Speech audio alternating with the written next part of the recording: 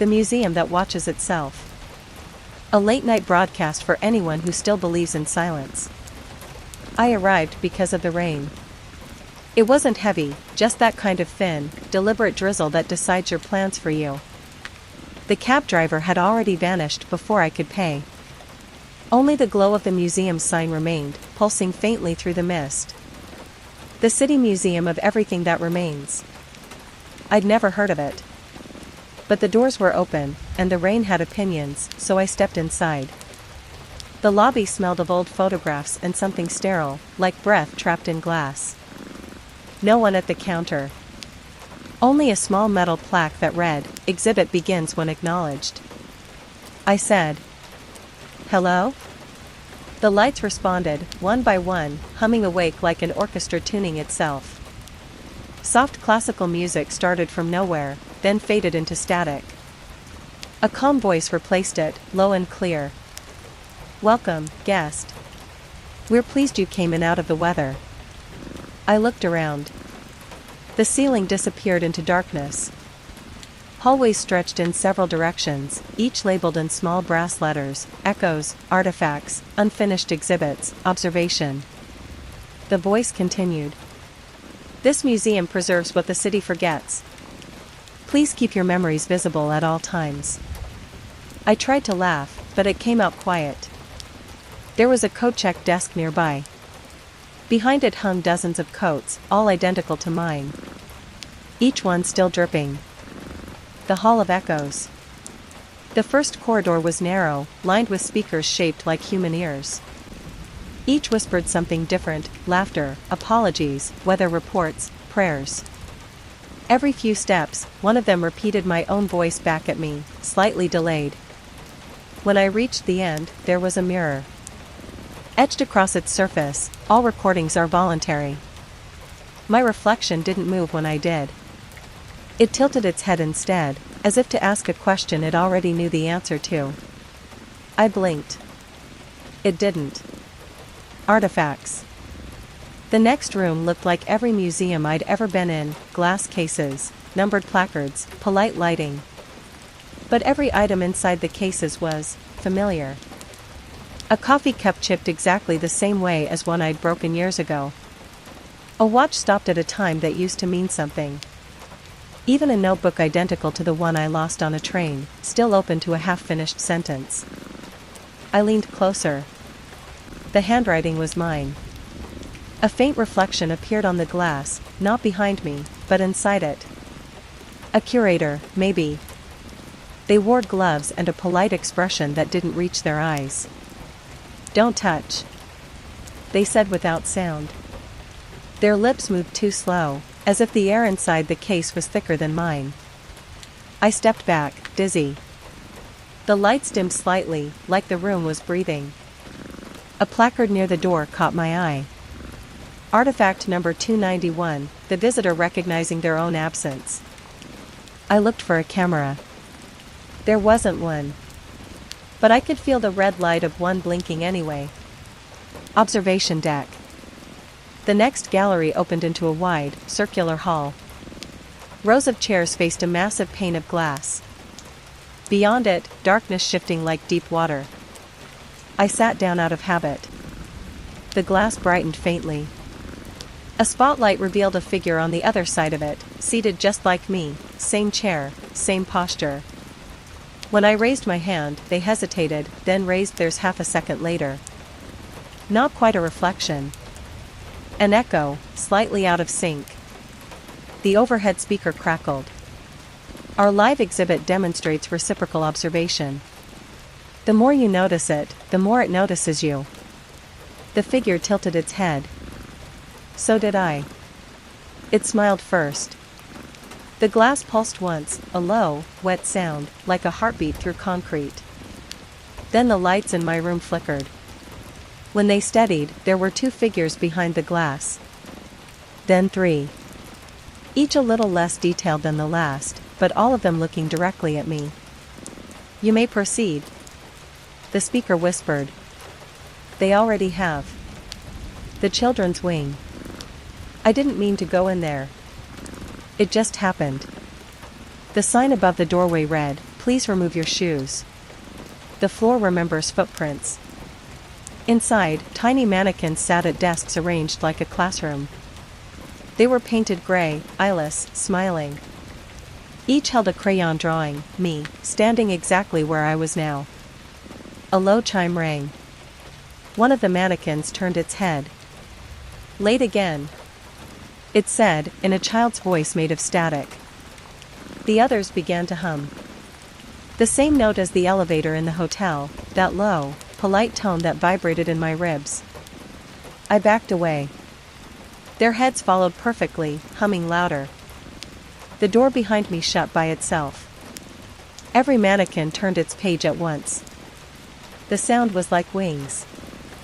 On each new page, the drawings had changed. My outline filling with color, my face darkening, my eyes replaced by small brass plates engraved with numbers. The humming rose until it became unbearable, then stopped. When I looked up, the room was empty. No mannequins. No desks. Just a single small chair in the middle, with my coat neatly folded on it. Still dripping. The security room. The next hallway had no signs, only the faint glow of screens ahead. Rows of monitors showed the museum's exhibits. Every one of them displayed me, entering, leaving, breathing, blinking. Sometimes from angles that didn't exist. A single chair faced the wall of screens. A figure sat in it. I touched their shoulder. They were cold. The monitors blinked once. Every version of me turned at the same time, looking directly at the camera. Then, together, we spoke, through the speakers, through the walls, through the one in the chair. Do not disturb the curator. The lights went out. When they returned, the chair was empty. But my reflection stayed on the screens. Still sitting there. The long gallery. There was no sound here, not even air. Only paintings, endless rows of them, stretching beyond sight. Each canvas showed a room from earlier in the museum, but slightly wrong. Details rearranged. People missing. Myself painted thinner, blurrier, more tired. At the end of the corridor stood a large door labeled, "Exhibit closed for maintenance." Through the keyhole, a faint red light pulsed. I knocked once. The echo came back from everywhere at once. Then, softly, a voice, the same one from the lobby, spoke right behind me. "You've been a wonderful exhibit. Would you like to see the others?" I turned. No one there. Just a velvet rope across the hall that hadn't been there before. A small sign hung from it, "Staff only." Beyond the rope, the air shimmered like heat. Shapes moved slowly in it, people pacing behind invisible glass. Each wore my face. Each held a small audio guide pressed to their ear, whispering my own narration in delay. I stepped closer until my breath fogged the barrier. One of them lifted a hand and pressed it to the same spot. A perfect match. The speaker clicked on again. "This concludes the public tour. To exit, please return to where you began." But the lobby was gone. The atrium of reflections. The hallway folded back into a single vast chamber. Dozens of mirrors hung from the ceiling, turning slowly, reflecting one another endlessly. Each surface shimmered with faint movement, like film still wet from development. I saw myself 100 times over, but not quite. Each reflection was at a slightly different moment. One blinking slower, one smiling faintly, one still soaking wet from the rain outside. Then a familiar shape moved between the mirrors. A cat, pale, long, silent. Its eyes glowed the same dull brass as the placards. It didn't meow. It just stared. "Are you here to see the curator?" I asked. The cat turned its head and began walking, not toward a door, but directly into a mirror. Its body passed through the glass like water. On the other side, it kept walking upside down along the ceiling. My reflection followed it perfectly. I didn't. When I touched the mirror, the surface rippled. Cold. Thin as air. I stepped through. Behind the glass. Silence. Not the absence of sound, the presence of listening. I was standing inside an exhibit case. Outside, the museum stretched on forever. Visitors wandered past, blurred and distant, not seeing me. Every few seconds, one of them stopped, checked a placard, nodded, and moved on. I looked down. A label at my feet read, Exhibit number 999, the visitor who realized they were always on display. I hit the glass once. No sound. Again. Still nothing. A faint reflection appeared beside mine. The curator. They smiled gently, as if this were normal. Try not to move too much, they said. Motion blurs the memory. I screamed, or tried to. The sound came out as static. The curator tilted their head, listening with curiosity, like someone studying an old recording. Then they reached forward and wiped the inside of the glass with a cloth, polishing away the fog of my breath. Perfect, they whispered. Preserved. Closing hours. The lights dimmed. A chime echoed through the hall, the same tone from the hotel, polite and endless.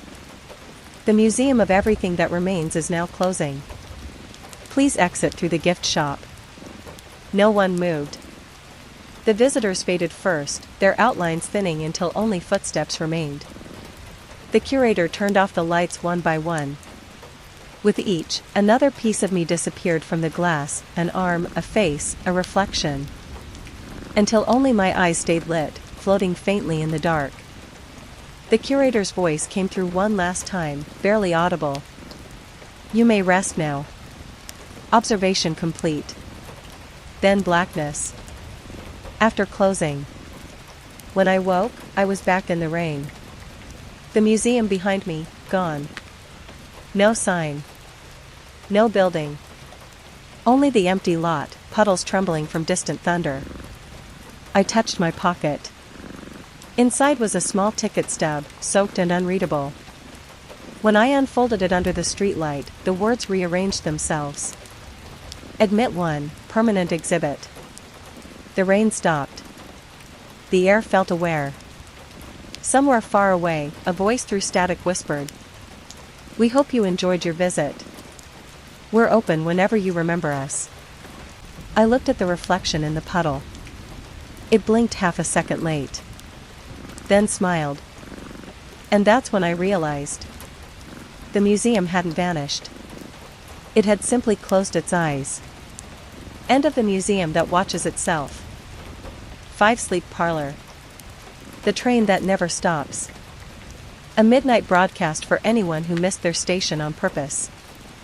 The night begins with the sound of rails humming under your bones. Not a train you can see yet, just the idea of one, stitched to the dark like a promise. You tell yourself you're only walking to clear your head. But your feet know where they're going long before you do. There's an old commuter platform at the edge of the city, the kind that still keeps its clocks even though no one cares about them. The sign over the stairs is half broken, vowels missing, as if the station forgot how to speak. On the timetable board, every departure says the same thing. On time, until further notice. You breathe into your hands, and your breath looks like fog trying to remember a shape. A light appears down the line, small, patient, unhurried, and you feel the rails answer it, a low animal in the earth. No footsteps. No staff. Just you and the yellow line that says please do not cross, even though it has never once explained why. The light grows. Wind pulls at your coat. A single moth rattles in the glass of the shelter as if it means to warn you. The train glides in without braking. No engine noise. No metal scream. Just a long, soft exhale, and suddenly doors are open everywhere like the hotel of a dream. You step in because the door expects you. The car smells faintly of warm dust and old conversations. Seats face each other as if to remind you that people once did. On the ceiling, a route map snakes across the car, pale lines connecting stations you've never heard of, Mirror Field. Low tide. Orchard end. Untitled. Someone has circled one in pencil. It's labeled again. The doors close like an apology. The floor lifts you a fraction. The world outside begins moving exactly as fast as your heartbeat. A speaker clears its throat, polite as a librarian. The voice that comes through isn't a voice, not at first, more like a memory translated into sound. Good evening. Thank you for boarding. You are on the last service. We will be calling at all stations except the ones you needed. You laugh, because it's kind, and because it's true. The train slides past the end of the platform without slowing. Beyond the glass, the city unspools, windows lit like habits, parking lots dreaming of rain. You expect fluorescent light, the indifferent kind, but the carriage keeps itself dim, as if it knows you're tired. A woman sits across from you. You hadn't seen her when you got on. She wears a coat the color of a quiet street and holds a paper cup as if it's sleep. Her eyes are closed, but her mouth says the station names under her breath, as if she's folding laundry. The voice returns. Next stop, between. Change here for regret and second thought. Someone pulls the emergency cord out of habit. Nothing happens. Not even a chime. The cord dangles like a loose thought and pretends to be helpful. You look down the length of the car. Everyone here looks almost familiar, the blurred faces you remember from other nights, other trains, the kind of strangers you thought you were done becoming. No one meets your eye. This is a kindness. The woman across from you opens one eye. Did you mean to board? She asks, as if whether were a decision. I didn't mean not to. Same difference. She says, and sips the coffee that isn't there. The doors open onto darkness and wind for a station that might be between. No platform appears. The announcement thanks no one. The doors close again. You tilt your head and the whole train follows. Out the window, a row of houses, every curtain drawn, every light left on as if a thought stepped out and forgot to return. You can see into a kitchen you used to know, same tile, same kettle left hissing like an old argument. It slides by before you can apologize. A seat near the door is occupied by a stack of folded coats. They breathe when the car does. The map above your head flickers. The circle around again pulses like a heartbeat beneath tracing paper. We will be making an additional stop, the voice says, at until. Please remain seated during expectations. You try the window latch even though there is none. A small note is printed on the glass in very polite text. Do not lean out. The wind has been laid off. Beyond your reflection, the tunnel becomes a long mirror full of patient mistakes. Sometimes your face blinks a half-second late. Sometimes it doesn't blink at all. A soft chime. Not the emergency one. The other one, the one that sounds like a doorbell in a house you used to rent. We remind passengers, says the voice, that fare can be paid in cash, card, or recollection. Please present your memories at the next inspection. Exact change is appreciated. The conductor steps into the car. You don't see the door open. He is simply there, the way a conclusion appears once you stop arguing with yourself. His cap carries no emblem. His eyes carry a schedule that cannot be read without sleep. Tickets, please. He says, and the whole train inhales.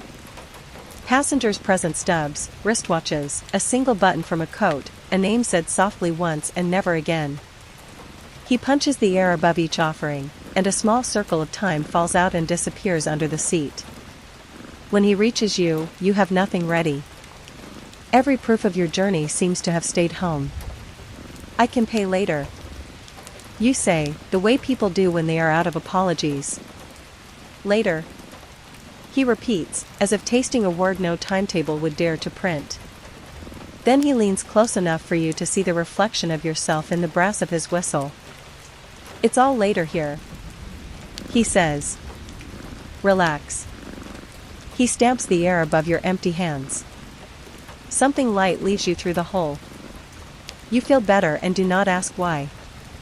The train exits the tunnel and the windows open onto a countryside you have never visited and somehow helped plant. Fields arranged like chessboards. A solitary water tower blinking its little red eye like a lighthouse that gave up on water. The car door at the far end opens without sound. A boy steps in, carrying a cardboard model of a train that looks exactly like this one, down to the scratch you just noticed on the floor.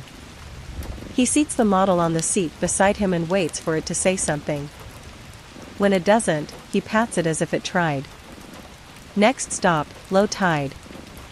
All doors will open where they remember how. The woman across from you folds her empty cup precisely in half. You shouldn't get off there, she says. I wasn't going to.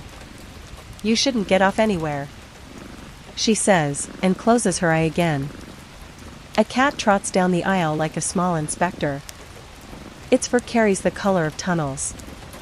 It chooses the seat opposite the boy and regards the cardboard train with professional interest.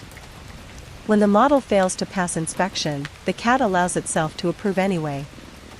The train slows as if remembering how. Outside, a platform floats where the sea should be. Drowned advertisements complain softly into the night. A gull stands on one leg and dreams of an administrative position. No one boards. No one leaves. The doors close with a sigh that could almost be relief. The voice returns, different now, like the same person after they've admitted something to themselves. We will be running without stopping until further notice. If you have connections, please. It pauses. Let them go ahead. The boy at the end of the car opens the cardboard train. Inside, instead of seats, there is a long strip of paper covered in the names of stations you've never allowed yourself to visit. He looks at you as if to say, I found your list. Before you can respond, the lights blink twice and settle into the particular glow of an office after everyone has left. A new passenger sits down beside you. He wears your face but not your age. His hair is arranged the way it was the year you believed in sharpness. Long time, he says. It wasn't on purpose. Nothing is, he says, and rests his forehead against the glass as if the night might take him in out of pity. The conductor passes again. He does not ask your double for a ticket. He simply nods to him, the way colleagues do when they have already discussed the thing that matters. Where does this train go? You ask, because someone has to ask for the sake of matters. All the way, the conductor says. All the way where? He checked his watch before he answered. This is courteous, it means he intends to tell the truth. To the part after arrival, he says, and moves on. You and your earlier face watch each other in the window like two quiet mistakes that finally stopped arguing. What happens if we pull the emergency brake? You ask him, though you already know. They admire your initiative. He says. Then they ask if you'd like to try again. He says they the way a person says gravity. Another chime like a decision being made in a room you do not own. We will shortly be passing untitled, says the voice. For your safety, please refrain from naming anything you cannot keep. Your face in the glass smiles as if remembering something not unkind. Your earlier you does not smile back. This is also kind.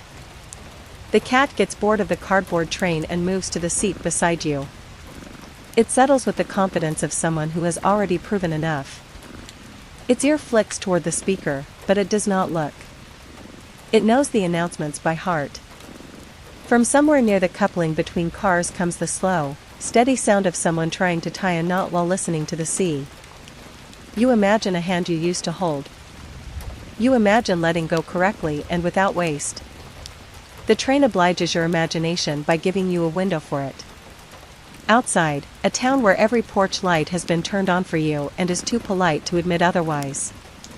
The road leading away is clean as a thought.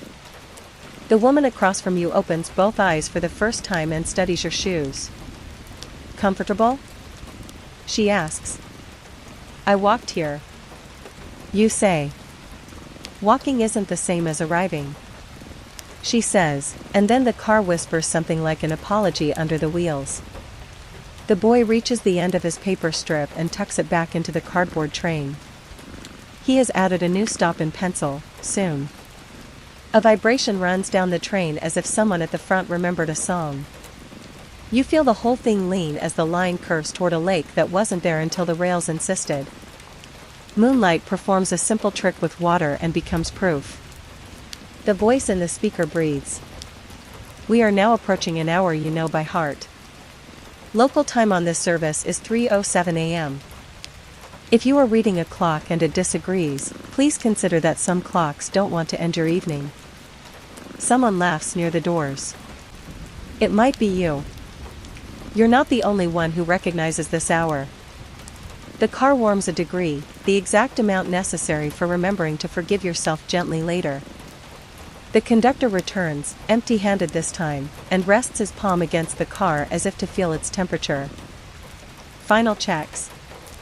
He says softly, mostly to the train. Then to you.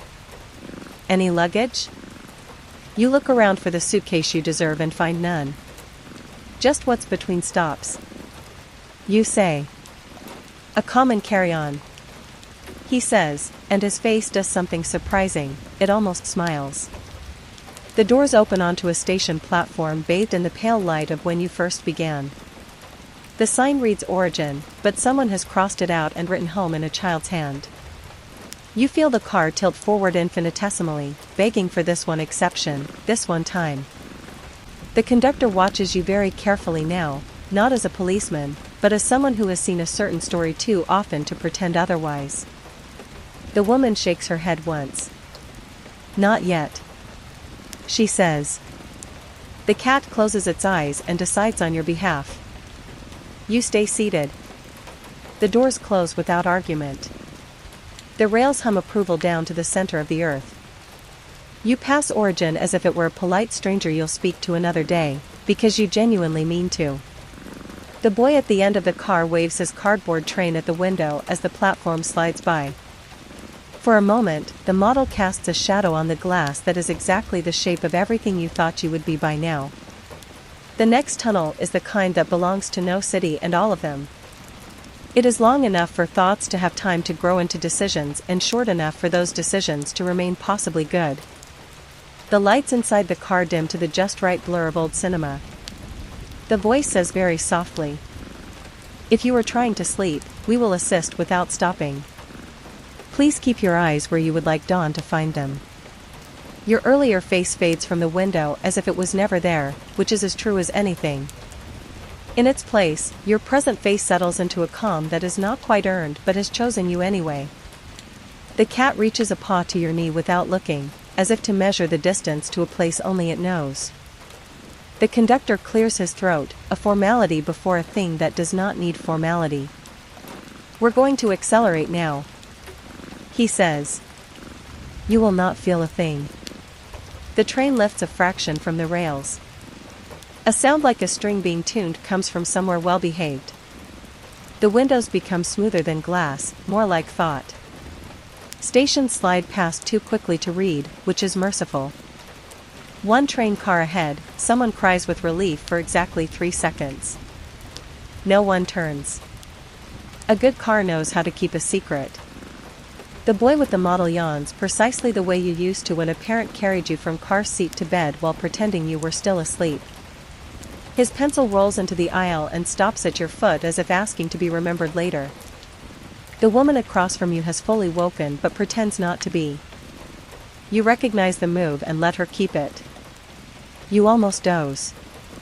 Your head tilts against the window and returns without stickiness. The vibration under your bones unfurls like a blanket that understands your temperature. And then, because the story promised you, the world slows without sound. The rails align with something that isn't rails anymore. The car breathes a long, long breath. The voice returns, the kind it uses when it means to say something you don't have to believe for it to help you. Next and final stop, all the way. Passengers for arrival, after, and because please prepare to remain seated.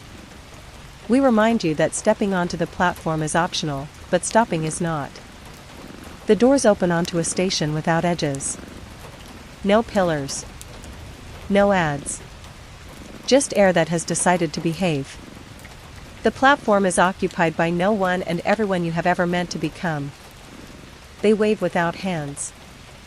You wave back without moving. The conductor takes off his cap and holds it to his chest. "This is where we do nothing," he says. Correctly. The woman stands, stretches the way cats taught her, and nods to you with a softness she refuses to name. "It's enough," she says, and steps not onto the platform but into a breath she has been saving. The boy lifts his model train and listens to it carefully. Whatever it says satisfies him. He and the cat exchange an understanding only trains and cats have ever shared. They do not leave. The car remains. It does this with dignity. The clock above the platform reads 3:07 for as long as it needs to. Then, because even stories must spare themselves, it forgets to advance. The voice in the speaker offers you one last courtesy. If you have nothing to declare, please declare nothing. We will carry it for you.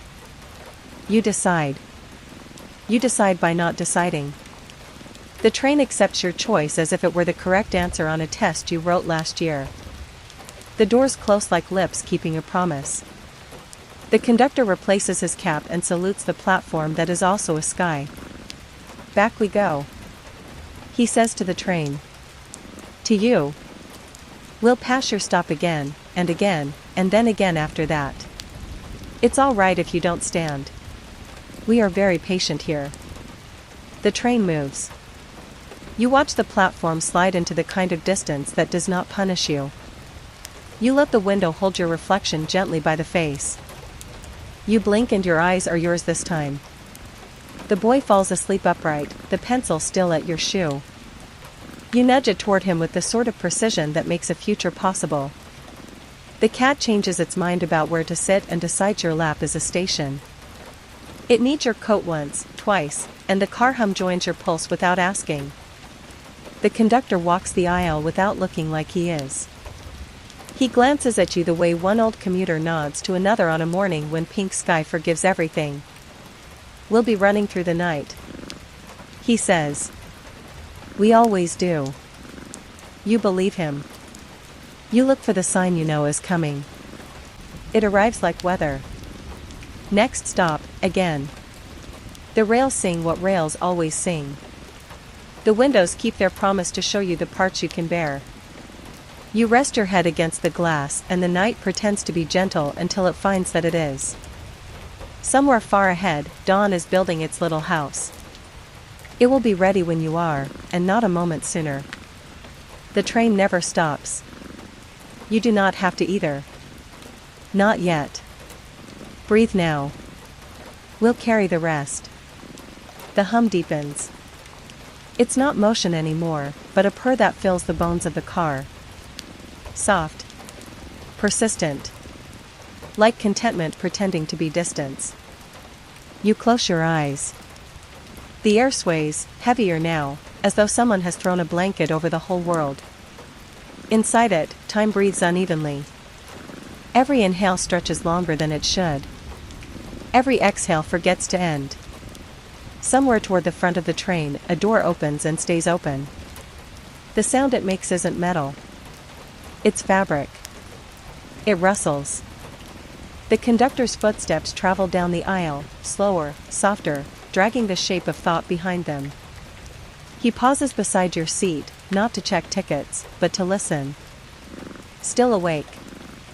He murmurs, almost fond. You pretend not to hear. It's easier than answering questions you haven't been asked. The cat lifts its head from your lap, eyes reflecting the emergency light. Something moves behind those pupils, the way clocks move when no one is watching. It looks at the conductor, then at you. Then it yawns, wide and quiet, like a door to another sentence. The conductor kneels, smoothing a wrinkle on the carpet that isn't there. The schedule's wrong, he says, as if the train had confessed it. Has been for some time. You wait for him to leave. He doesn't. Ever notice? He says. How we never see the front of the train. Or the end? He smiles at his own thought, pleased the way cats are when the wind does something correctly. I used to think I was taking passengers somewhere. Now I think the train takes us. The cat blinks once, slow, deliberate, and the carriage hums in agreement. You look down the aisle. The boy is gone. His cardboard train sits folded flat on the seat, like a ticket someone couldn't use. The woman has vanished too, though her folded cup remains, half full of darkness that doesn't spill. The conductor stands. You might be the reason, you know. He says. Every route needs an observer. Otherwise, the rails forget to exist. He waits for you to argue. You don't. He tips his cap, satisfied. When he walks away, the sound of his steps continues even after he has vanished, the echo of something committed to happening. The cat stretches, shakes out its fur, and steps onto the floor. Its paws make no sound. It walks toward the front of the car, tail flicking in rhythm with the wheels. Each flick bends the air. You follow, because that's what the quiet demands. The next carriage is darker. No seats, only windows, and through them, the same scene repeating, fields, lights, the occasional road turning endlessly back on itself. Each version a little older, a little more faded, like memories left in the sun too long. In the center of the car, a single lamp swings gently from the ceiling. The cat sits beneath it, eyes half closed, as if judging the light. You stop beside it. The air smells of electricity and something faintly feline, sleep, maybe. Where does it end? You ask, surprising yourself. The cat turns its head slowly. Its mouth doesn't move, but the answer arrives anyway. It doesn't. You do. You reach for the wall to steady yourself, but the wall isn't solid anymore. It breathes. Through it, you glimpse other cars, hundreds, thousands, a serpentine repetition vanishing into a horizon that curves back inward.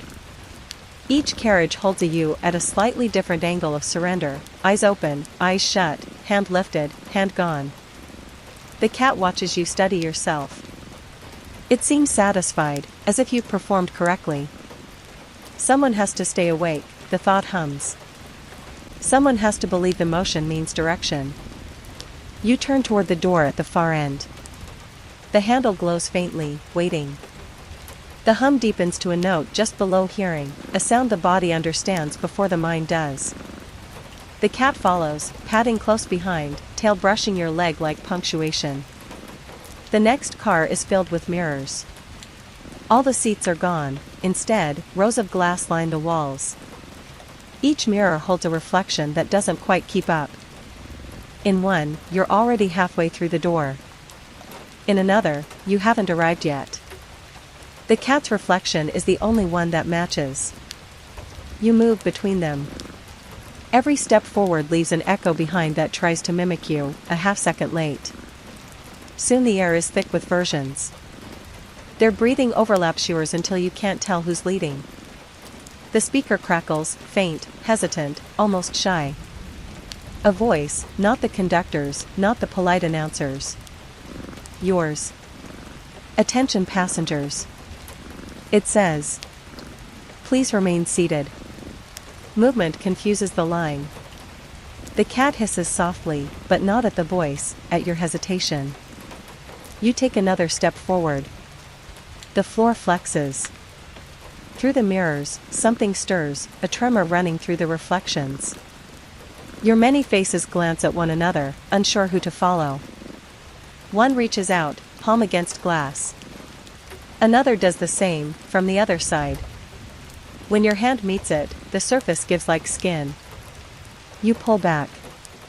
The reflection doesn't.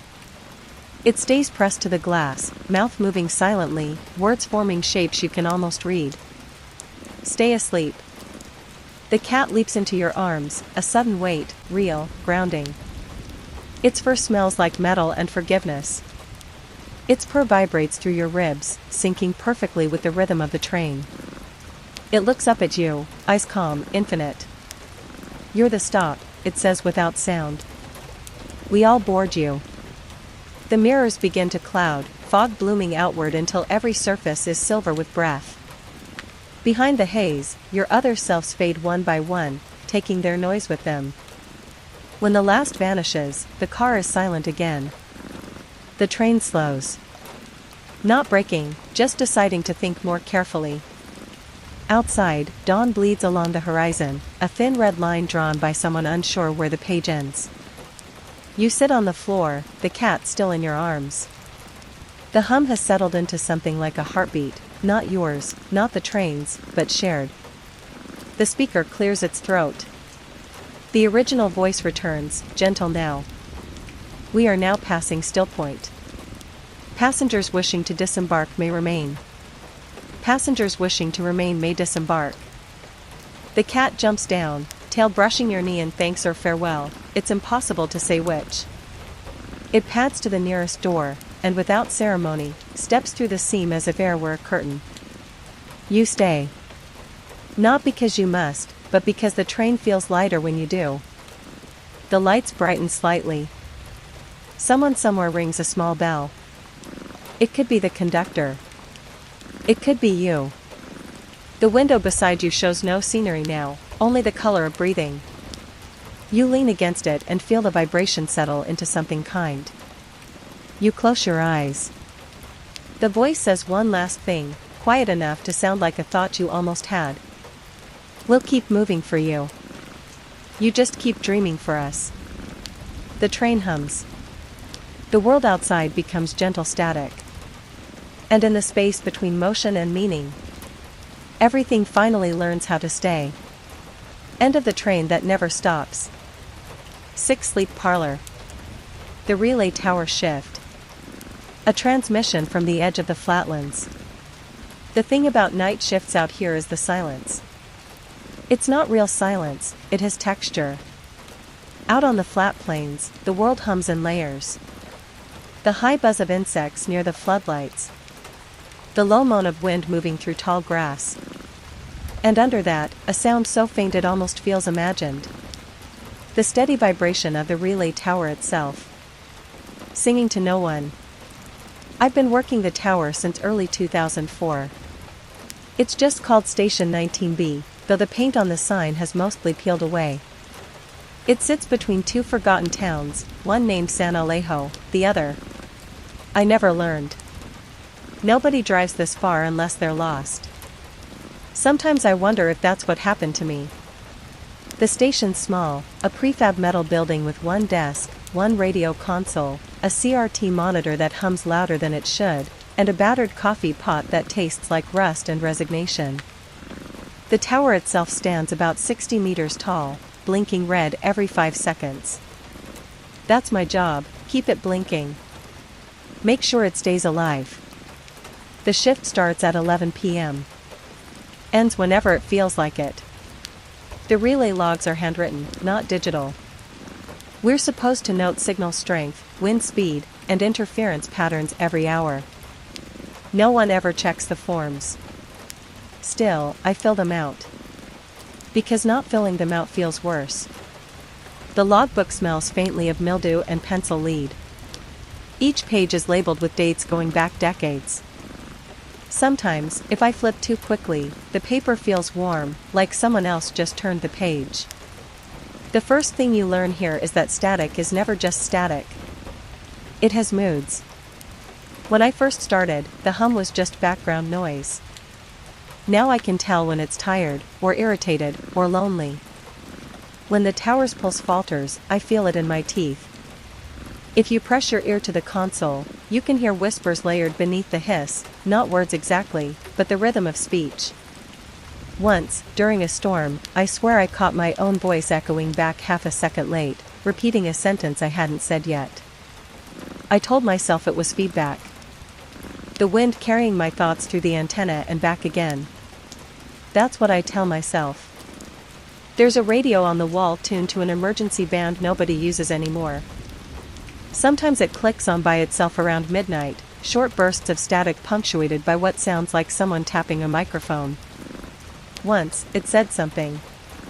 Just one word. Copy. I checked the recording later. Nothing. Just white noise and the faint buzz of fluorescent light. Still, I wrote it down in the logbook. Transmission received. 012, voice reply, copy. I didn't tell anyone. The land around the tower stretches forever, flat, endless, a mirror of nothing. During the day, the horizon shimmers like it's hiding something. At night, it disappears. The only visible thing is the tower itself. Red light pulsing into the dark. A heartbeat trying to remember who it belongs to. I keep the floodlights off most nights. It's easier not to see how far the ground goes. Out here, distance feels like a trick of the air. The generator hums in back. Sometimes I think it hums in rhythm with the tower. One mechanical, one biological. The old-timers used to say every tower learns the voice of its operator. That after enough shifts, the static starts forming words it thinks you want to hear. Don't answer. They'd say. If static forms words, don't answer back. The first time I heard it clearly was in March. Around 2:30 a.m., signal interference spiked. The needle jittered between 3.2 and 5.7, which isn't possible for this range. Then, through the headset, a whisper. Faint, delayed, but undeniable. It said my name. Not a trick of tone. Not a memory. My full name, first and last. And then? Copy? I froze, mouth dry. The radio hissed quietly, waiting. I thought about replying. That's what the training says to do, repeat, confirm, log. But I remembered the old warning. So I turned off the headset. The hum stayed. When I checked the logs later, the previous shift had noted a similar spike at exactly 2:30 a.m. Only difference. Their entry ended mid-sentence. I found the old operator's locker a few weeks later. Back corner of the storage room. A dented metal cabinet with a rusted padlock already broken. Inside, a uniform jacket, a pack of Lucky Strikes, a cassette recorder, and a single tape labeled Shift 72. When I played it, the first minute was normal, routine logging, weather report, equipment check. Then, faintly, under his voice, another voice started repeating him in perfect sync. By the 10-minute mark, the second voice was slightly ahead. By 15, the operator had stopped talking. But the tape kept going. The other voice continuing without him. At the end, there was a long stretch of static. Then the sound of someone breathing through the mic. Then a click. I rewound and tried again. Same thing. Same breath. Same click. I thought maybe it was just my mind adding pattern to noise. But the next morning, when I checked the cassette again, the tape had changed. The label now reads Shift 73. I keep it in my desk drawer. Haven't touched it since. Sometimes I catch a faint light on the horizon that looks like another tower. But there are no others within 50 kilometers. Once, I shined a flashlight toward it and the beam reflected back, not from metal, but from something that shimmered like water. Then it blinked, in sync with ours. I logged the sighting. The report came back stamped in red. Duplicate tower impossible. Do not resubmit. 2 weeks later, the duplicate was gone. The ground where it had been looked disturbed. Like something heavy had been dragged away. Last night, the hum changed pitch. Lower, almost conversational. It vibrated through the floor, through the desk, through my hands. Every time I thought of a word, the pitch shifted slightly. As if the tower were reacting. Tuning itself to the rhythm of my thoughts. I tested it. Thought about rain. The pitch softened. Thought about silence. It sharpened. Thought about myself. And the hum stopped entirely. The air went thick. Like everything was waiting. Then the radio clicked on by itself. Channel 19. My voice came through. Same tone, same pauses. Saying, "If static forms words, don't answer back." I unplugged everything. The signal didn't stop. I sleep in the control room now. Can't remember the last time I went home. The roads here loop if you drive too long. The signs all point inward. Sometimes, at dawn, I step outside and look up at the tower's red light blinking against the pale sky. It feels like it's watching me. Counting blinks, marking time. I've noticed the light doesn't blink at the same rate anymore. It matches my pulse. The other night, I woke to the sound of papers rustling. The logbook had opened itself to a fresh page. The heading already filled in, Shift May 17, 2004. Today's date. Except the entry was already written. Every line perfect, neat, in my handwriting. Ending with, "End of transmission. Operator replaced." I stared at it for a long time. Then turned to the console. The radio light was blinking. Incoming call. I put on the headset. Listened. No voice. Just breathing. My breathing. Half a second delayed. And then, "Copy?" I almost said it back. Almost. I keep thinking about that other tower. The one that blinked in sync before disappearing. Sometimes, late at night, I hear it again in the distance. Not as light, but as sound. A deeper echo of our hum. Calling and answering. And each night it sounds closer. The air outside the building has started to tremble. The soil around the base of the tower hums faintly. If I step close enough, I can feel a second heartbeat beneath it. Steady, slow, waiting. The generator shuts off by itself now. The tower keeps running.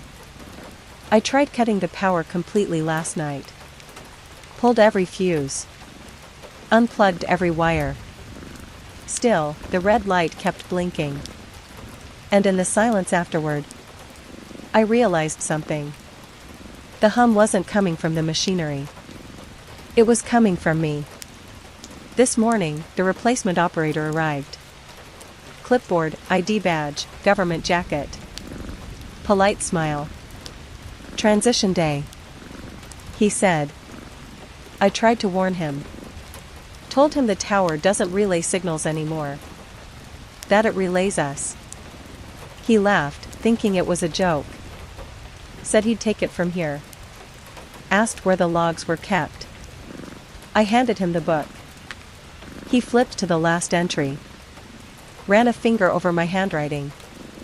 Shift May 17, 2004. He read aloud. Then looked at me strangely. This isn't today. He said. It's tomorrow. I opened my mouth to reply. But the radio crackled first. My voice, not his, not mine now, came through the static. Copy? He looked up. I nodded, because what else was there to do? The hum deepened. The lights flickered. The red beacon blinked once, twice. And the sound of breathing filled the room. One rhythm too many. I felt the air thicken behind me. Warm, electric, familiar. A presence standing close enough to speak. I didn't turn around. Didn't have to. The tower was already speaking for me. When he left, the new operator forgot his jacket. It's still hanging by the door. I put it on when the air gets cold. It fits perfectly. I've stopped logging.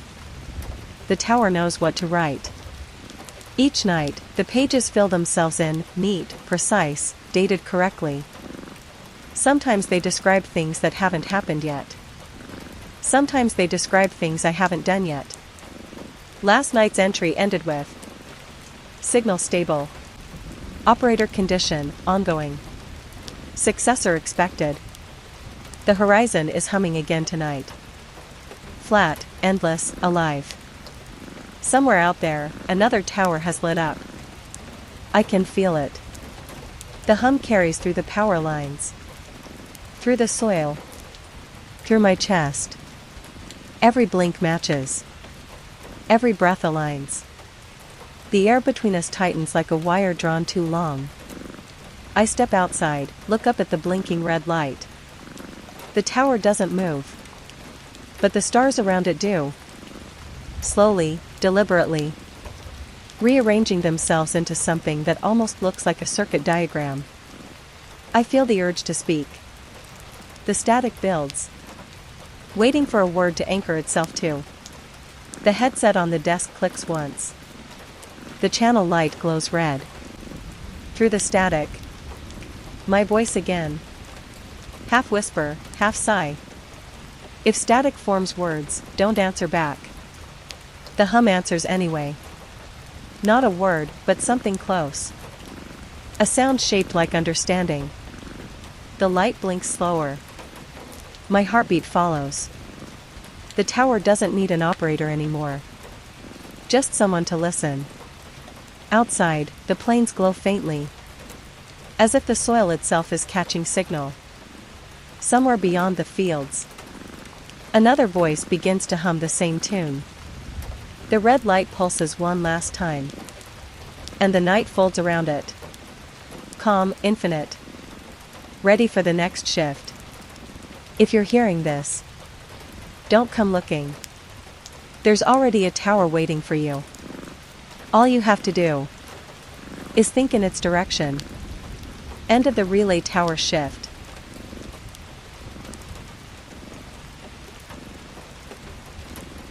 The house that dreams you. A broadcast for listeners who drift where walls forget their shape. I won't put a preamble. You're tired. So just let go.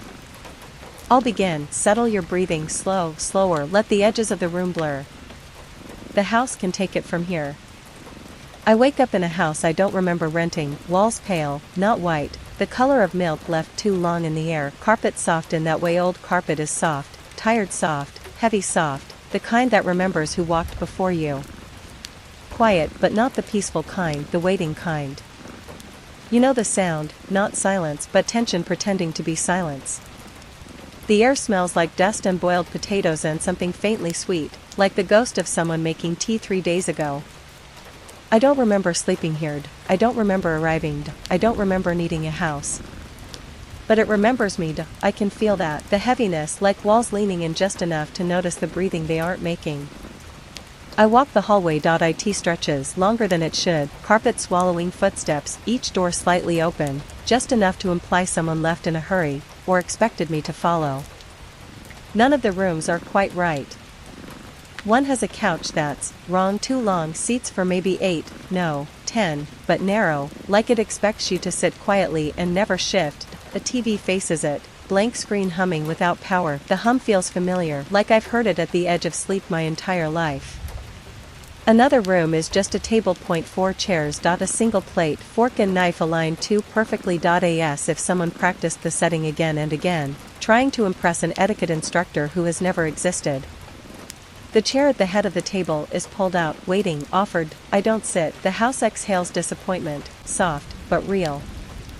In the next room, wallpaper peels, and beneath it is the same wallpaper, identical pattern, layered like the house keeps trying to refresh itself but never changes. I keep walking. The hall curves. A soft shape like intestines in blue carpet. I pass a mirror.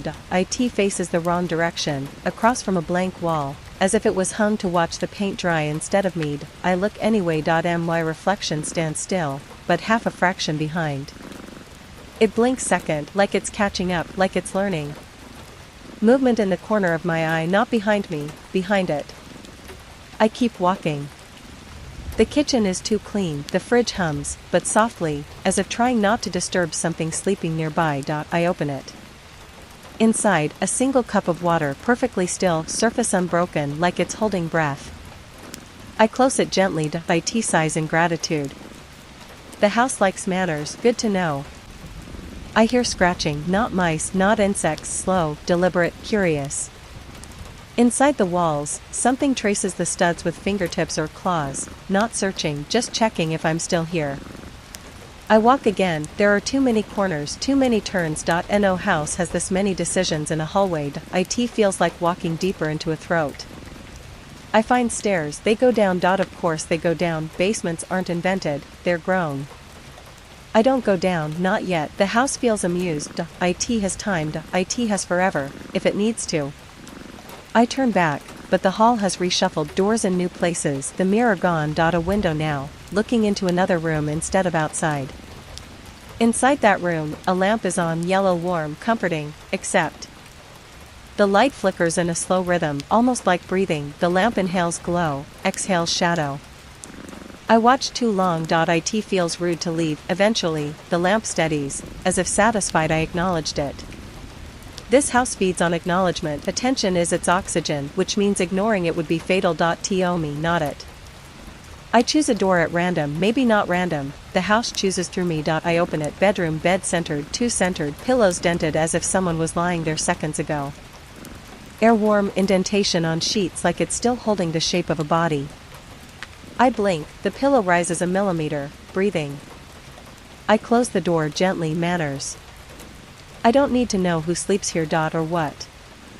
Another room, bathroom, tiles the color of faded mint. The tub full of water, still very still. A bar of soap beside it, wet, someone bathed recently. Or something likes being clean. The mirror above the sink fogs slightly, like breath, but I am not breathing near it. Before the fog clears, I look away. I don't want to see what clears it. I whisper. I'm just visiting. The house answers with a soft crack in the walls. Approval, correction. It's hard to tell. I walk again. Time thickens, minutes drag like wet cloth. My pulse matches the refrigerator hum 2 rooms away, and the house breathes with me now, sinking, mirroring, studying. I stop, the air stops, the walls hold breath. I whisper. Who built you? The lights flicker like laughter, not cruel, just old ancient humor about things humans don't need to know. I ask nothing else. Questions feed the house, curiosity fattens it. I keep my thoughts small, curled like mice under floorboards. I return to the main hallway, except it's shorter now. The house approves of forward motion, punishes retreat. The front door waits, closed, not locked, but closed in a way that means locked ideas, not locks. Doors like that don't open unless you stop needing them. I place my hand gently on the knob. It's warm. It pulses once, heartbeat, not mine, not human. I say. Not yet. It likes that. The knob cools, respectful. You don't escape a house by leaving, you escape by being allowed to go. I turn back, there is a window now, finally, outside, nothing, not darkness, nothing, white fog shaped like possibility that hasn't yet been rendered. Something moves in it, slow, tall, patient. It sees me. Or feels me. Or remembers me. The house hums softly, protective or possessive, unclear. I whisper. I don't belong here.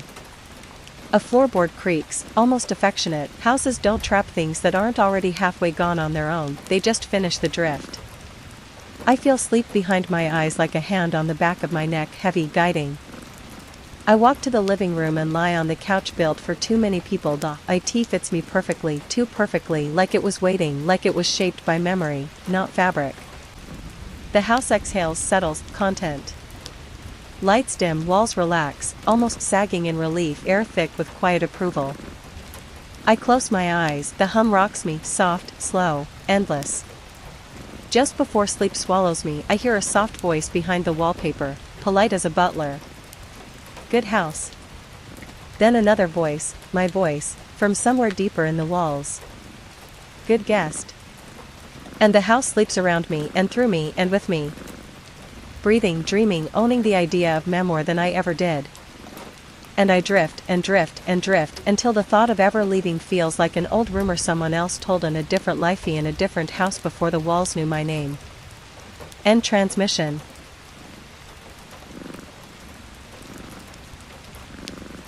The room that waited for my name.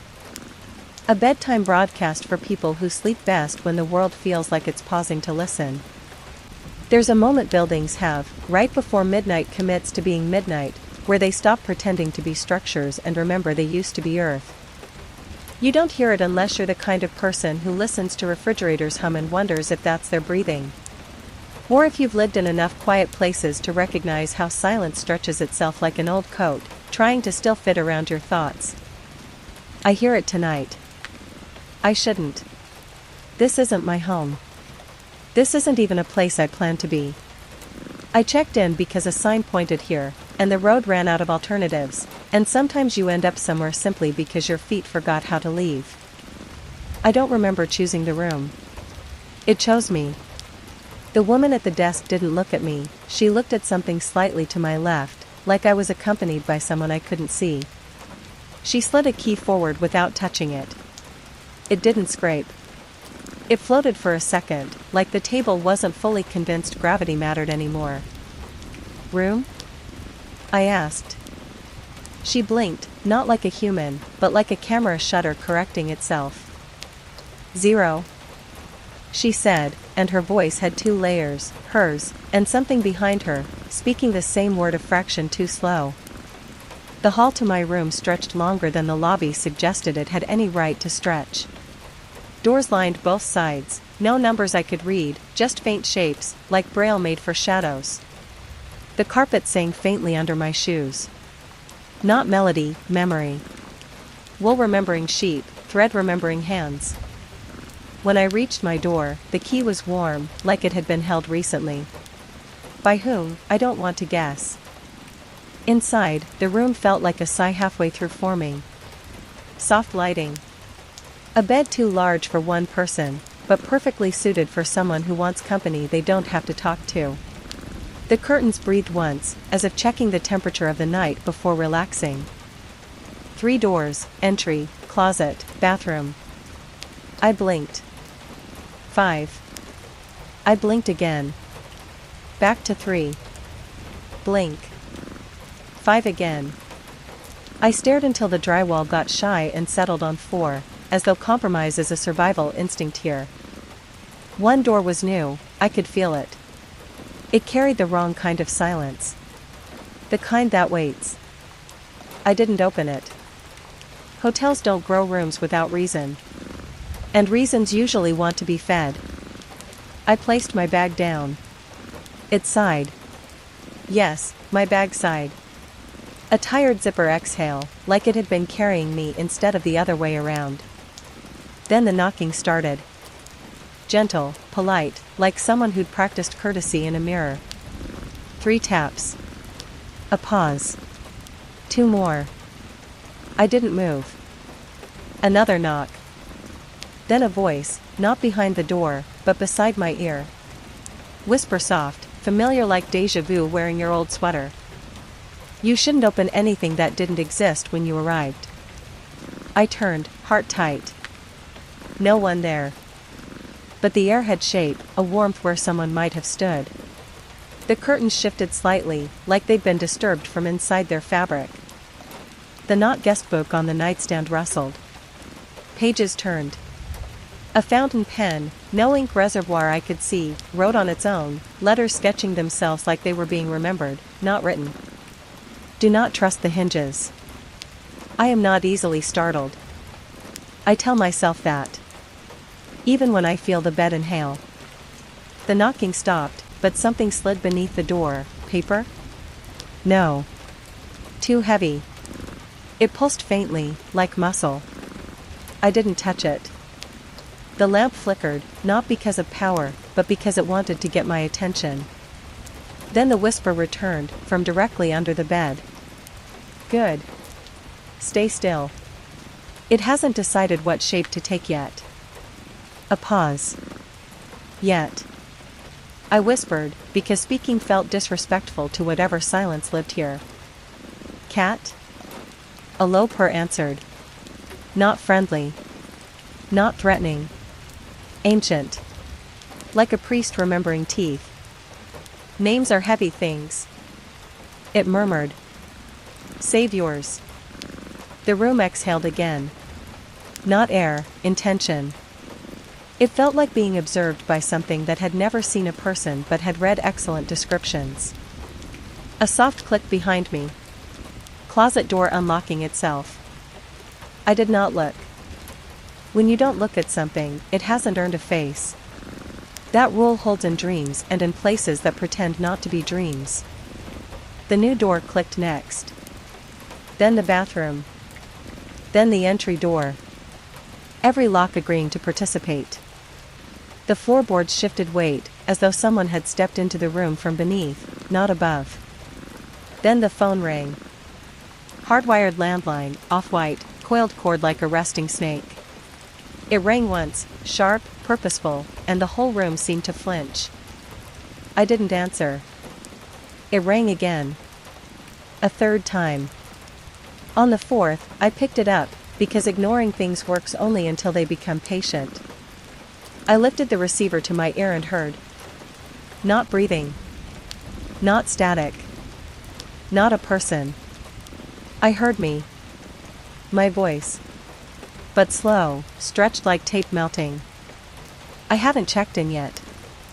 My voice said, tired. Don't let me in when I arrive. A click. Line dead. I held the receiver too long after, as though it could anchor me to a version of myself that still followed rules. The lamp dimmed to a hush. The ceiling creaked, low and tender, like someone shifting their weight just above me.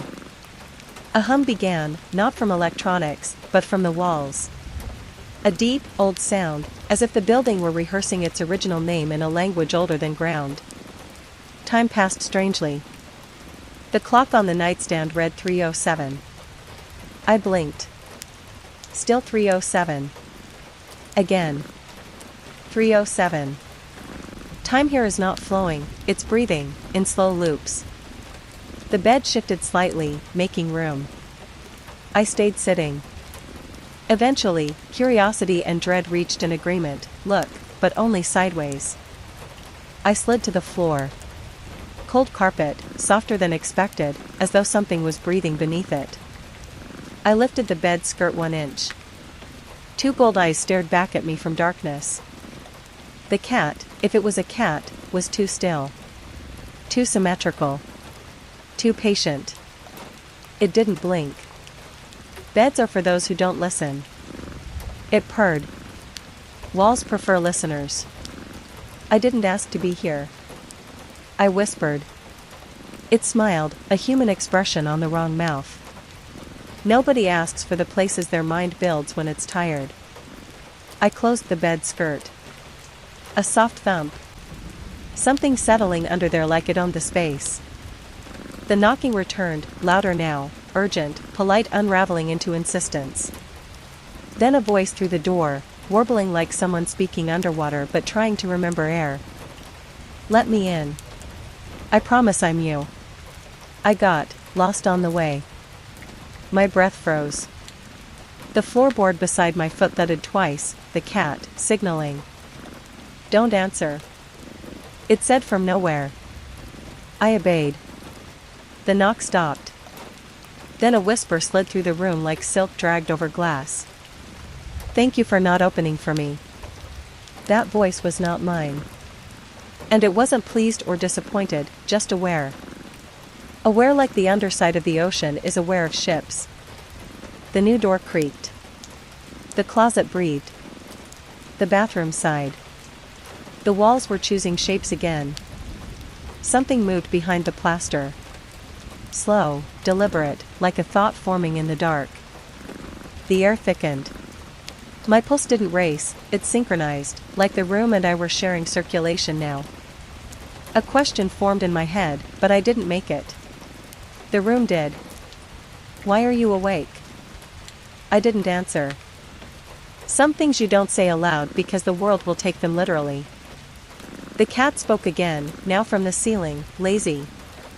Because they haven't learned how to dream safely yet. My throat tightened. Not fear. Recognition. The room answered, voice like warm dust. Not dreaming is dangerous. I'm aware. The cat yawned. That's why they brought me. There was a pause, ancient, thoughtful, heavy enough to press against bone. They always bring a witness, the room replied. Someone who remembers gravity even when it sleeps. Then, to me. Sleep. We need to see what shape you become. I'm not sleeping, I whispered. The room hummed, disappointed, curious, careful. The 4 doors pulsed, with stretching like muscle. Then we will watch you pretend. My body felt heavier. My thoughts softened at the edges, like bread left out overnight. The cat dropped from the ceiling soundlessly, landing beside me. Its fur shifted between colors, night, velvet, something like smoke remembering fur. It looked at me, head tilted, affectionate in a predatory way. You're doing very well, it murmured. Most panic. You're listening instead. I don't know what's happening. It blinked slow, approval, or pity, or both. Nobody does, the first night the walls decide to know you. A pause. Its tail brushed my hand, cold and warm at once. Try to rest. Not sleep. Just rest. Let the room think it's winning. I leaned back against the bed. It exhaled again, like a creature settling around prey it hadn't decided to eat yet. My eyelids slipped. Not tired, surrendered. I heard footsteps in the hall. They stopped at my door. A soft knock. Then another. Then a quiet voice, tender and hopeful. Are you awake? I didn't answer. The cat placed a paw on my knee. Its claws didn't extend. They didn't need to. Good. It whispered. A shadow paused under the door, shape bending like memory in heat. Then it moved on. Silence returned. For a while. Then the building sighed again, deep, old, geological, and I realized this wasn't a hotel at all. It was a place that wanted to see what I became when the world felt quiet enough for my shape to change. And maybe that's all night is anywhere. Not darkness, but the world holding its breath. Waiting to see who you are. When nobody is watching but the walls. I don't remember falling asleep. I only remember waking. Same room. Same faint light. Same clock, still at 3:07. The bed beside me was warm, though I hadn't lain in it. A note waited on the nightstand, written in looping handwriting that was almost mine. You did not open the door. You stayed awake in the right places. You remain you, for now. Beneath it, in smaller script, different ink. Next time, don't answer the phone. The cat stretched beside me, suddenly real, furry, ordinary in the most suspicious way. Morning. It yawned, though nothing outside suggested morning. When can I leave? I whispered. It tilted its head. Leave? It purred, amused and sad. You never checked out. The lamp flickered once. The walls held their breath. Somewhere in the distance, a bell rang, once, polite, eternal. The cat smiled, almost proud. Welcome back to midnight. The cat stretched again, like time didn't apply to its spine. I sat there, waiting for my heartbeat to remember how to organize itself. The air felt heavier.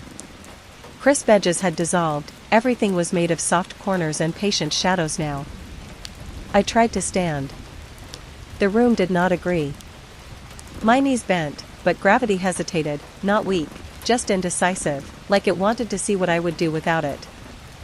The cat watched, tail flicking like punctuation marks in slow motion. You think waking up means starting over? It said. That's usually how mornings work. I whispered. The curtains breathed, long, slow, as if the fabric was filling with lungs. Mornings are agreements. The cat murmured. Not guarantees. I swallowed. The clock still read 3:07. I tapped it. The glass was warm, as if someone had been holding the clock face against their cheek. I lifted it. The second hand was moving, but in tiny circles, trapped between ticks, orbiting itself like a confused planet. I want to leave, I said.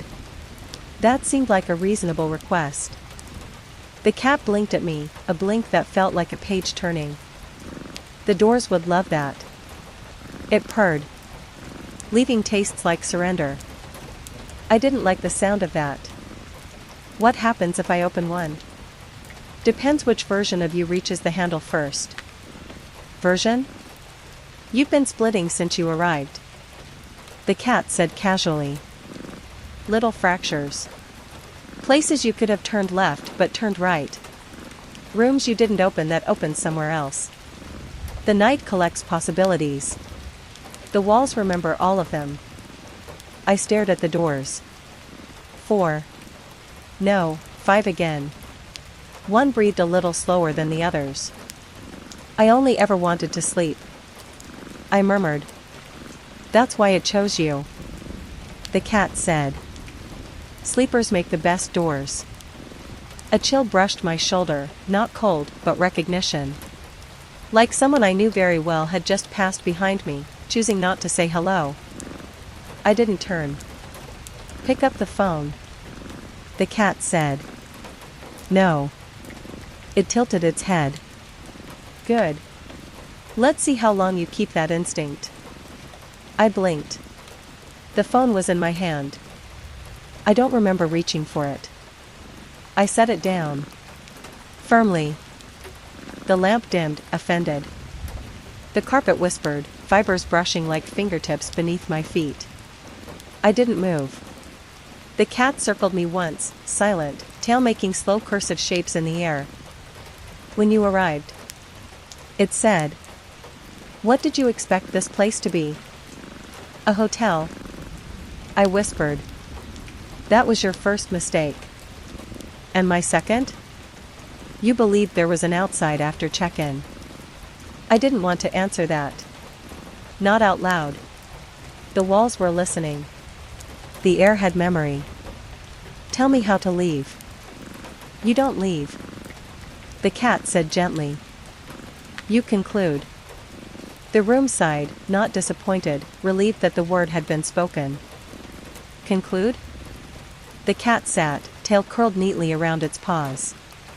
Its eyes had that ancient, library dust patience again. You end the version of you the room chose. I felt the floor tilt, not physically, but like my sense of being vertical was a rumor someone forgot to verify. How? Remember what you were before the night asked you who you are. I closed my eyes. That was a trap. Memory here was not safe. It rearranged itself. It added things that nearly happened. Removed things that shouldn't have. Memory was not a map, it was a hungry hallway. I opened my eyes before the walls could finish offering me a childhood that wasn't mine. Across the room, the 5th door side open, just an inch. Just enough to see a sliver of darkness shaped like invitation. A whisper floated out, my voice again, tired, pleading. I'm so close. Just let me through. I shook my head. That isn't me. The cat sounded almost proud. Not anymore. Quick footsteps, frantic, approached from the hall. Someone out there was running toward my door. I felt the echo through the floor like water trembling around a submerged creature. Then the knob turned. Slow, deliberate.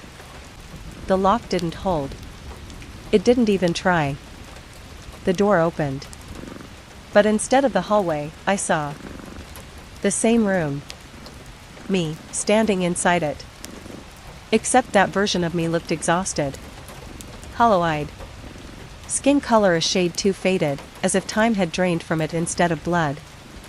It stared at me with terror and relief tangled together. You have to let me in, it whispered. Its voice cracked like glass under pressure. No, the cat said, tail lashing once. They don't. The other me took a step forward. The threshold stretched around its foot, bending like melted wax. I backed away. It matched me, movement delayed by a frame, like bad tape playback. I didn't make it, it said. But you can. Let me try again through you. My stomach dropped. This wasn't a stranger. This wasn't a ghost. It was a version of me who chose differently in the gaps of time I couldn't see. The one who answered the phone. The one who opened the wrong door. The one who tried to sleep without invitation. I felt an ache behind my eyes, like something pushing to merge. Don't. The cat whispered, first time without amusement. They are collapse, not rescue. I took a breath. Not much air in it. I wasn't sure if lungs worked properly here or if breath was just a ritual to remind yourself you haven't dissolved yet. I looked at the other me. What happens if I let you in? Its smile was terrible. Too grateful. Too hungry. You won't have to be alone in your head anymore. Oh. No. No, no, no. Loneliness is not the worst fate. Some kinds of company hollow you out from the inside, then wear you like a coat. I shook my head slowly. The other me began to unravel, not fade, unravel, like thought turning back into dust. Its final whisper scraped through the room. You don't know how many of you I've replaced. Then it was gone. Door shut. Silence returned like a blanket. The cat let out a breath like it had been holding the ceiling together. You did well. It murmured. Most fooled by the second echo. I don't want to see any more versions of me. Night isn't done. The cat said softly. You haven't reached the part where the room remembers you. I rubbed my face. It felt real. Too real. Real like reality was jealous of this place. What am I supposed to do? Stay awake in the right places. Sleep in the ones that deserve it. And if I choose wrong? The cat's tail stilled. Then we see what wears your shape in the daylight. Another long silence. The curtain stopped breathing. The air went still enough that the dust motes froze in place like little planets without orbits.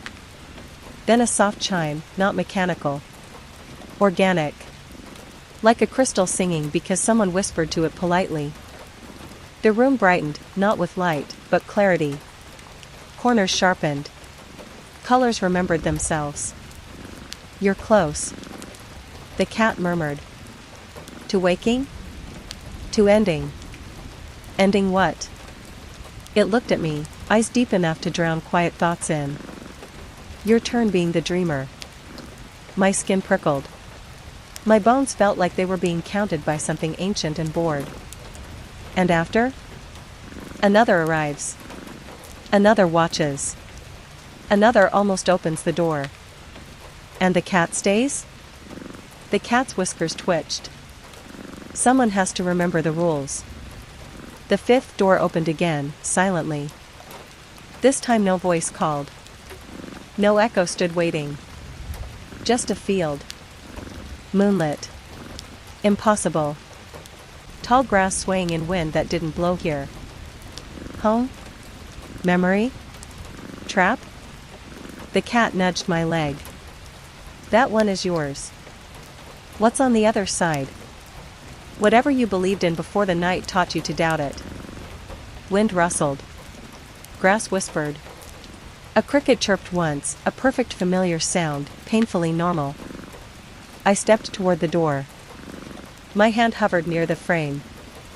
I turned back to the cat. Will I remember you?